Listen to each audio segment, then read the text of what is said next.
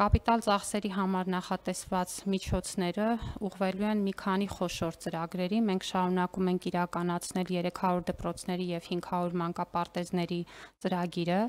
Այստեղ կուզեի մի քանի հիմնական ցուցանիշ նշել։ Մենք օրեր առաջ էլ կառավարությունում այս ծրագրի վերաբերյալ հերթական քննարկում ունեցանք, որտեղ մի քանի ամփոփ ցուցանիշներ ներկայացվեց։ Մասնավորապես կուզեի ձեր ուշադրությունը հրավիրել այն հանգամանքին, որ 1991-ից 2017 թվականների ընթացքում Հայաստանի Հանրապետությունում 192 դպրոցներ են կառուցվել, ընդ որում դրանց մեծ մասը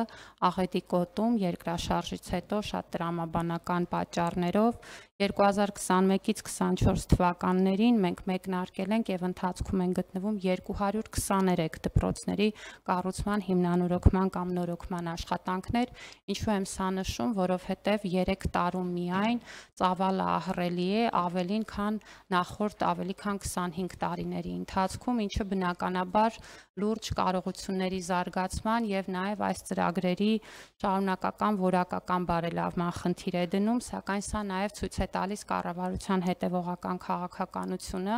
ունենալ միասնական ստանդարտ շենքային եւ գույքային առումով, որպեսզի մեր երեխաները մեր երկրի ցանկացած բնակավայրում ունենան նույն պայմանները դպրոց եւ մանկապարտեզ հաճախելու համար եւ այդ պայմանները հնարավորություն ընձեռեն որակյալ կրթություն իրականացնելու։